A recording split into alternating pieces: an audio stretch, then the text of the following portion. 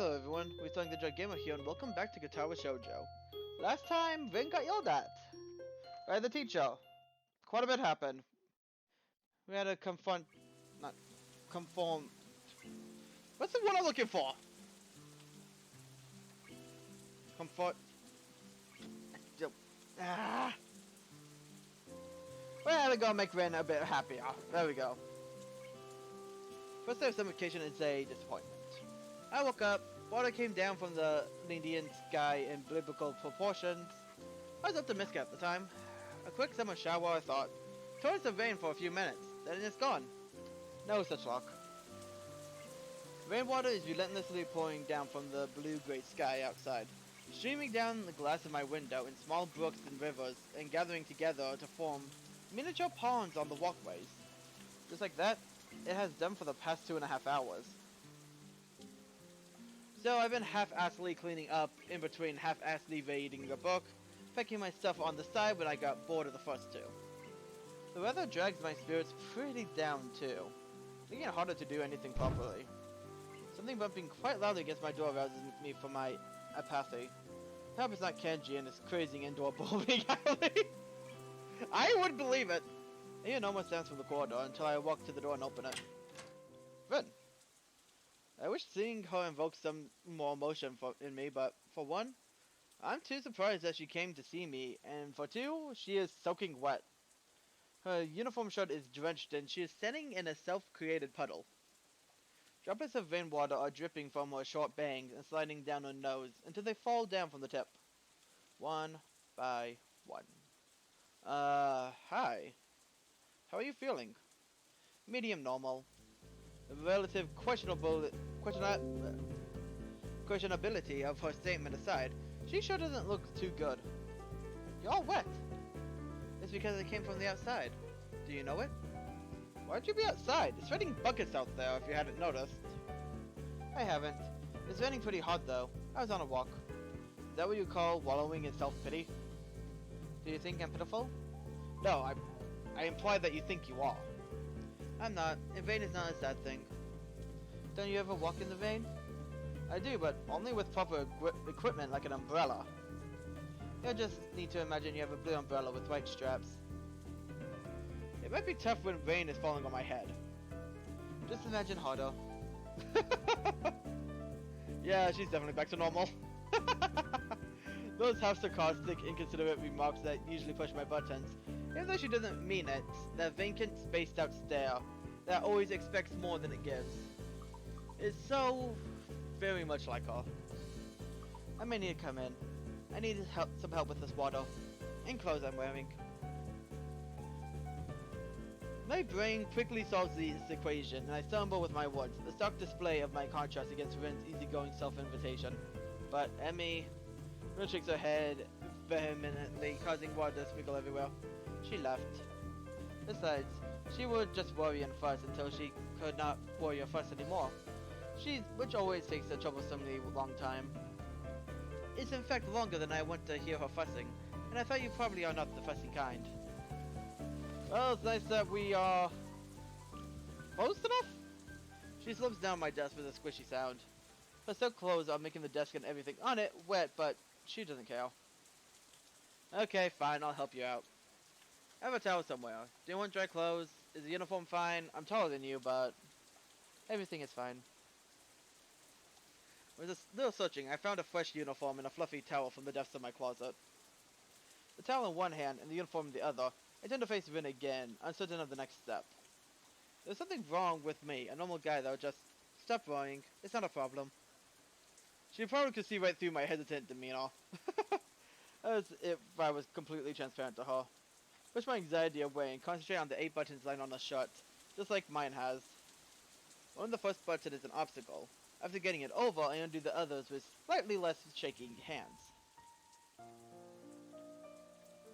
Throwing the soaked shirt aside, I reveal Vin's pale upper body, shrouded only in her blue light, which instantly reminds me of her saying it's her favorite color. I try to not think too much about it. Stuff. But it's hard not to look at her body with what I can only think of as mixed feelings. Not again! I don't know what to think of this. So I just watch her. Ren looks brittle. She's like a shell, a fragile thing just barely holding together. Her ribs, each of them visible under her pale skin, are moving up and down in rhythm of her breasts. Ren always struck me as quite thin, but I realize now that the manic creative period before the exhibition opening might have caused her to lose weight. Did she eat properly and enough? Definitely not, and probably not. This ugly yet beautiful bare minimal of a human body that belongs to someone I care about is a contradiction of aesthetics itself. Oddly becoming of her. Her eyes follow her collarbone to the shoulder. My eyes follow her collarbone to her shoulders, down her arm until the abrupt end. No, it's less than the bare minimal. I think with a passing pang of sadness and some guilt for thinking like that. Can we please not have this? I am here for this. Her arms degenerated into almost nothing but bone and skin due to lack of use. Look very short now that the long sleeves of her school uniform are not covering them. My lack of any negative reaction makes me think that I've actually grown pretty accustomed of the various physical abnormalities of my schoolmates. I always wondered why Rin keeps her shirt sleeves long, only tying them in a simple knot as where the elbow should be. Seems a bit impractical, but then again, she's not exactly the pinnacle of practicality. Maybe she likes it. Maybe it is somehow important to her. Maybe there's no deeper meaning to it. I feel like asking and almost do, but Rin's miserable state requires a higher priority of my attention. She stopped talking too, after we ran out of spiky greetings. Guess there's no need for chit-chat then. Pick up the towel from the bed and wrap it around her head, rumpling it all over her hair, till most of the rainwater is hopefully soaked into the fabric. She picks from below the towel to look at me, looking with impassive eyes. Looks like she wants to say something without saying it. It's that kind of look. But I can't read what she is thinking about from her face, so I just keep on fussing with the towel around her shoulders and hair. The silence is oppressive, terrifying. Communication between us has suddenly been reduced to the movements of my hands in the towel, and Rin swaying her body to and fro. My jagged breathing and her quiet breaths, trying to find a common rhythm that just is not there. I think you can hear her heartbeats, or maybe they're just mine redoubled. They brushed a rugged strand of hair aside from her ear, Rin suddenly pressed her cheeks against the back of my hand. The contact is electric, a jolt of current surging through me. Whether she seeks comfort, warmth, or just my touch, I wouldn't know, but can't help touching her back, kissing her soft cheek with my hand. And with closed eyes, she kisses me on the fingers, counting the joints with her lips. I am saddened beyond my expressive capability. Here we are, a boy and a girl, both in love, or something. Like that with each other, or maybe not. Yet? Something is broken. I can feel it in me and in Rin, in the way our gazes merely brush against each other, shying away from contact, in a closed, timid posture, and in my way of touching her like a china doll, afraid of shattering her delicate form. And how we are closer than we have ever been, yet I'm not feeling happy. It's like yesterday. When did tenderness and forlornness become one in the same word? Acts of affection starts evoking only longing. Longing. How? Why did we end up like this? No, don't answer that, I like to say to myself. The fighting against the omniscience of self-awareness is a lost cause. Still, I am here, and Rin is here. And it feels like she might be able to solve whatever problems she has. And if she can, why couldn't I? Why couldn't we? Feels like taking that step is too much, too difficult, too uncertain. So for now, all I can do is dry her up so she won't get a cold again. Pat her head, trying to sort out the hair that refuses to be sorted out even when wet. Pair of dark glazed eyes follow my every movement. Hands too? She nods and answers, leans back and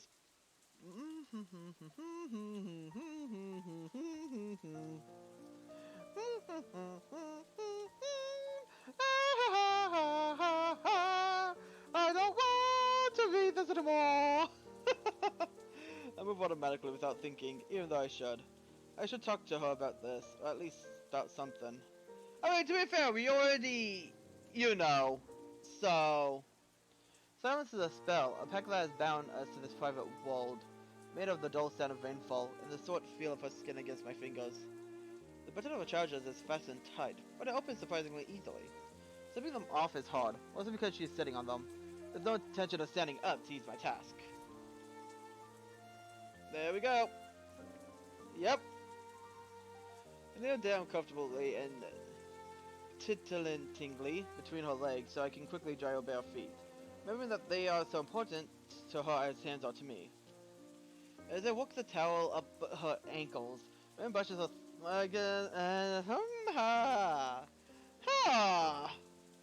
give me a silent stare that was waiting for me to look up. That unassuming, expectant stare seems to say that the ball is in my court. Fleetingly brushing my hand again.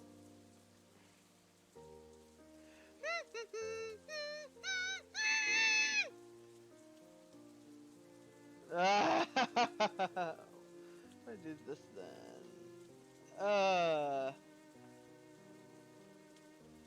Oh. No! Come on, no! We already had this naughty nuts! We already had the naughty nuts! We're not supposed to have another! Oh, so it's making it hard to think. Yeah! And I just wanted to get this done! I did not expect this! That's alright, it seems thinking it's not something we need right now. Those two advance!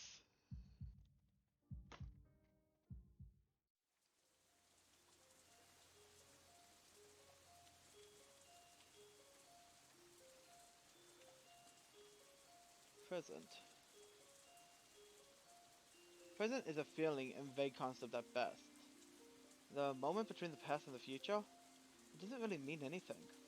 Thinking too much about things that don't make sense is a waste of time. That's why living through the present is always the best option. Besides, for us who can't see the future, we forget the past too easily. Present is really the only proof of our existence.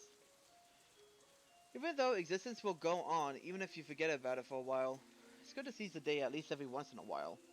Oh, we seized the day alright! Seized it one more than we should have in this route! That way, you can confirm that you are, in fact, alive.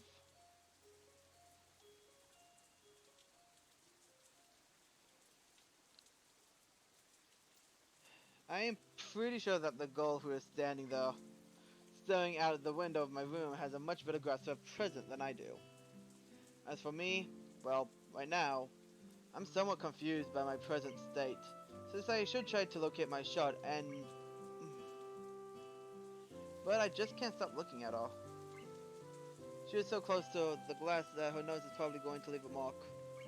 At least her breathing does, but it condenses on the vein-colored window glass before quickly disappearing again.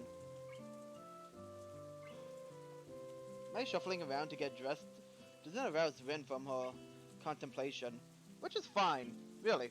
I don't mind the silences as much as I used to.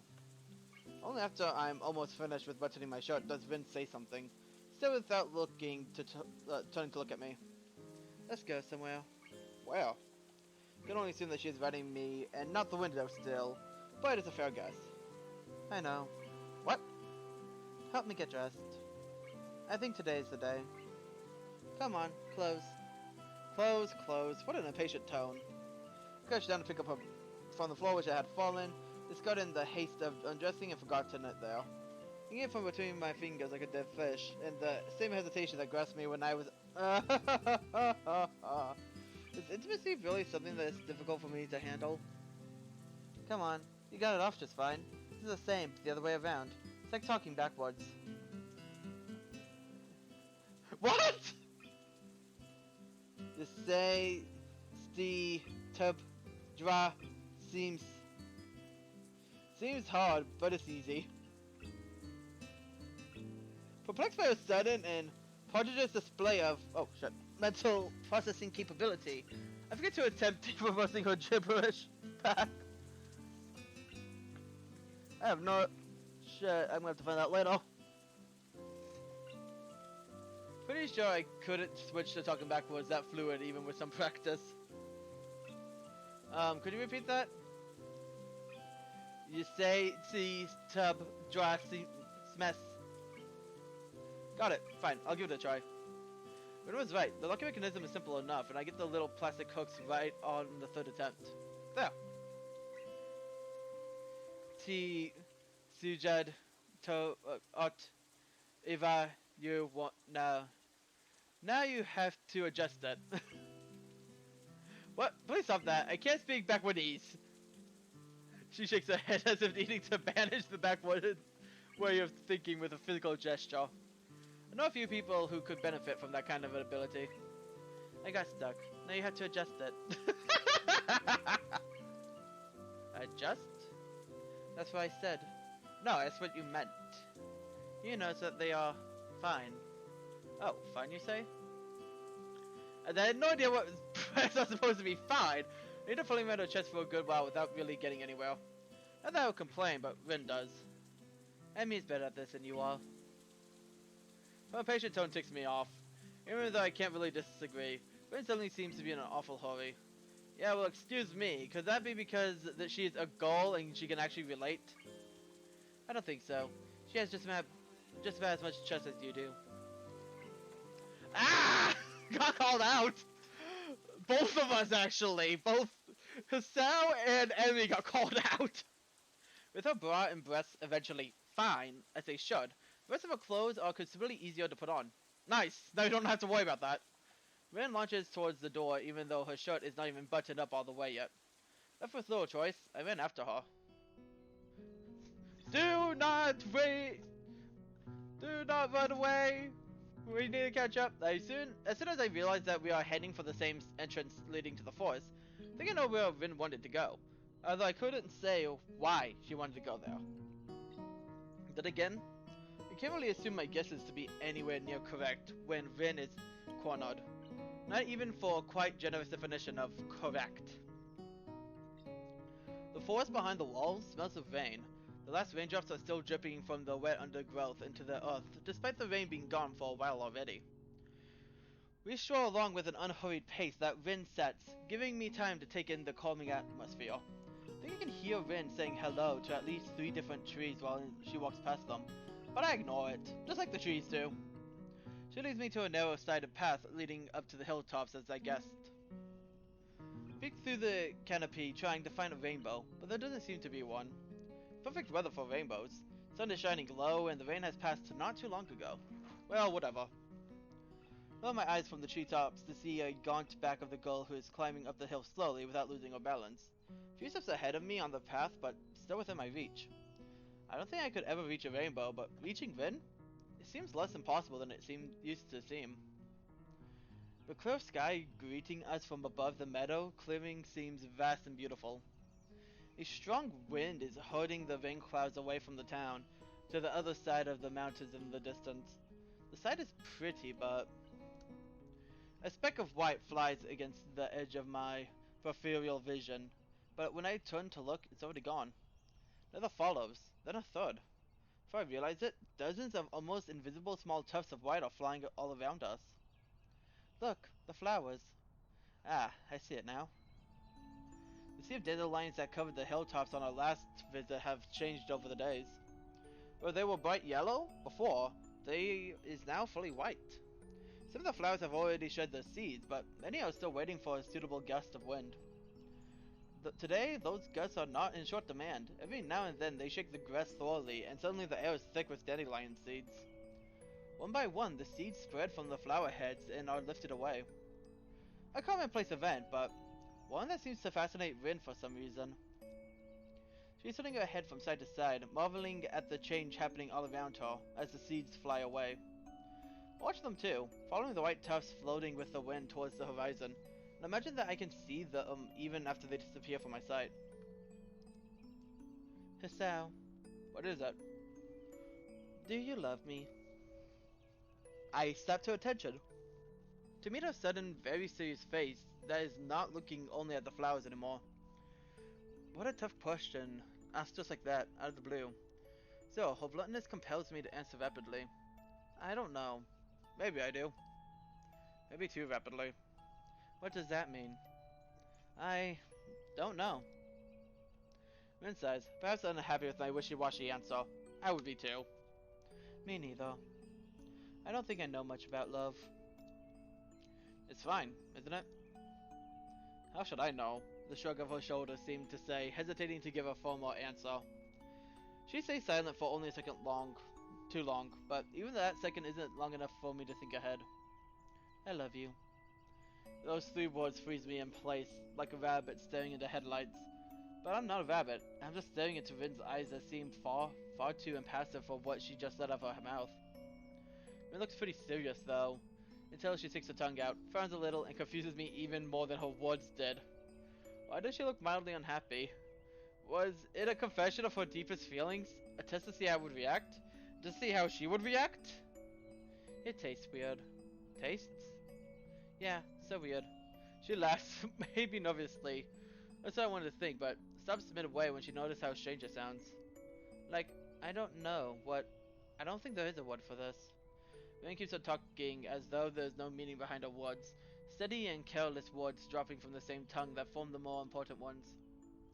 A word for, except... It's like... She can't find the words. Rin just keeps staring at me, stumbling with her words as if her brain suddenly ground to a halt. She looks awfully confused, much like how I feel right now as I wait for her to explain. But she doesn't. She just blinks a few times, flutter of her long lashes catching my fancy because she looks like she is petrified otherwise. Till I realize that what they were fighting against. It's those weird tears again, not associated with sadness or happiness, not pitiable sobbing or laughter or joy. Just tears, spontaneous and without warning, like the one time in her classroom. Uh, just a few of them, not enough to make a fuss about. So Vin doesn't make a move to hide them or even after noticing. Vin cries, looking like she has no idea why. Somehow, a great uneasiness grows in my chest when I look into her watery eyes that stare right back at me. Petrifies me too. The shock of the incomprehensibility of the situation. I just don't know what is happening anymore. Vin? What's wrong? I... She shakes her head in confusion, stumbling to get the words out of her mouth. Sorry. I might be a little afraid of you.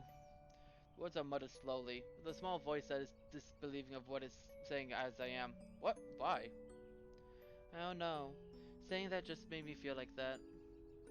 People cry when they are afraid, right? See, I can do it too. She's running her gaze now, deliberately not looking at me. It bewilders me, at least as much as what she is saying. I sometimes, with you, want to run away so badly that I can't move. It's like my legs turn into a lemon panna pudding. My heart feels like it's going to explode, and she slumps her shoulders melancholically. Has a thing like this ever happened to you? Remember the leaden sky above the frozen forest and the sound of the leafless branches clacking against each other. It's like a memory from another life. Yeah, once. My heart hurt a lot back then too. But I thought your thing was not contagious.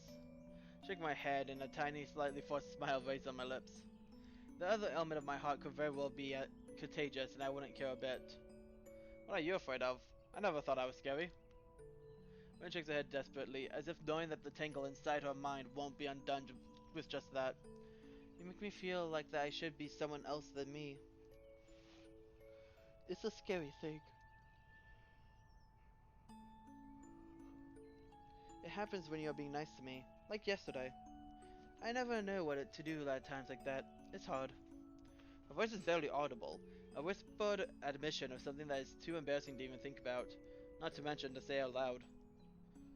Rin has never been one to be embarrassed, so she does utter it aloud, only timidly as if by instinct. But I want to do something, but I don't know if this me can. For a moment, if we just stare at each other, as if waiting for the other to say something. You are so stupid. Rin's lips tasted salty and scared against mine. As I grasp her into an embrace, I feel my heart thumping in my chest painfully. Even though I am glad that she can say things like that, they make me sad after all.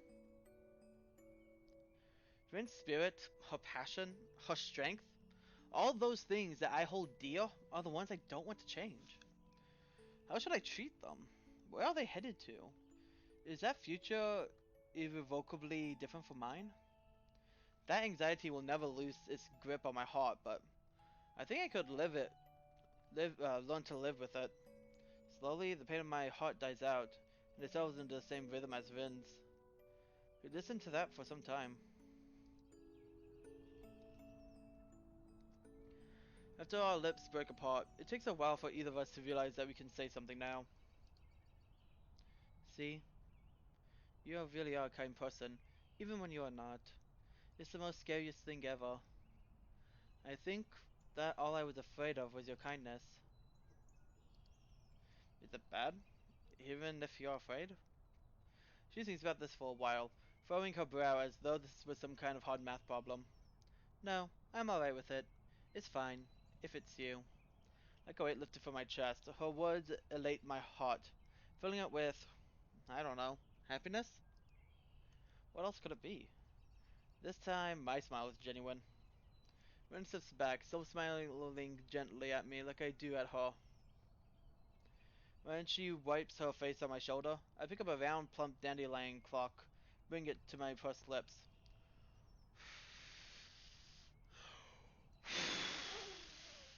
There we go. Gotta make sure I got on the mic. They spread out into the wind that picks them up to carry them to a new home. So think, only a few short weeks ago they were so different. This is change. Hey, so the flowers become what they were meant to become, like you said the last time. What about you? Did you become a true artist, or did you not, because you ran away? She paused for a while to ponder my question, and shrugs her shoulders. Almost makes me laugh. The carefree easiness of a gesture is a lovely thing. Sign of how Rin can, truly and really, without any restraints whatsoever, shed the entire weight of the world from her shoulders, should she will so. She is, in every possible and probably a few impossible ways, free. And I think I might love her for that. I don't think it matters. Let's just watch the clouds for today. She takes 5 steps to climb on a large rock so she can rise as high as possible here and stand on tippy toes. When you reach for the clouds, every inch counts. Sure, let's watch the clouds. It's good to do something you really want to do every now and then.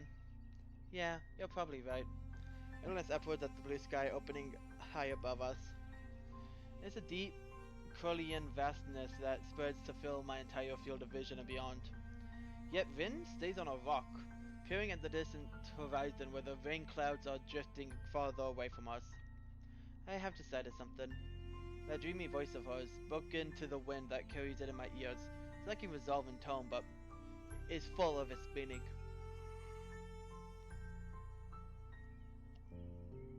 It's alright to be me, after all. Is alright? Her decisions always seem to be pretty far out. Well, I suppose that is an important realization. Coming to terms with oneself, accepting yourself, being fine with what you are. Simple resolution of heart that for some other people is overbearingly hard to do, if not impossible. I do realize well enough that I might also be one of those people. Ren too. Maybe we are not so that different after all. Maybe to accept someone else, you must first accept yourself. Maybe that's a necessary step, which we didn't take until now. Looking at her standing on that rock, I believe that she can find whatever she is looking for. And so can I. The wind catches her hair and clothes, and Rin spreads her short arms into an embrace. That is so very, very thin, but it's what she can ever do. For a moment, it looks like she herself might take flight, and I have to hold myself back to not reach for her shoulder, to not drag her back to me. But this picture is something I can only watch.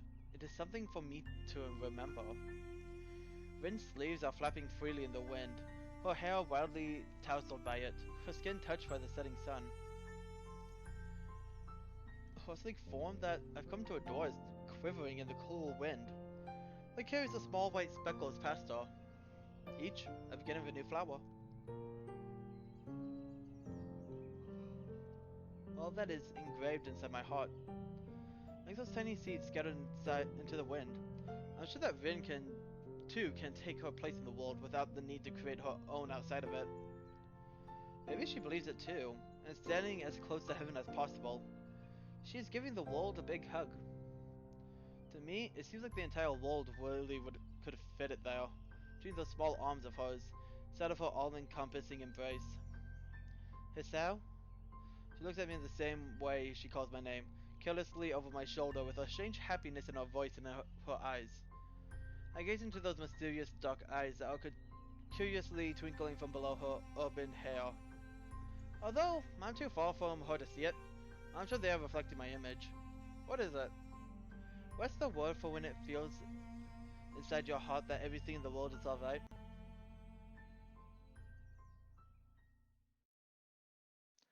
And that's the end. We do have a skip button for the credits, but this is a good time to go and put my thoughts out for Rin's route. So, Rin's route, I was expecting a heart attack. Seriously, this is the second route we have, and we didn't have a heart attack outside of the goddamn prologue. Which is a good thing. Like, I'm not saying that we should have a heart attack every, like, route. But I'm just saying, when you go... Ah, crap, what was it called? It was...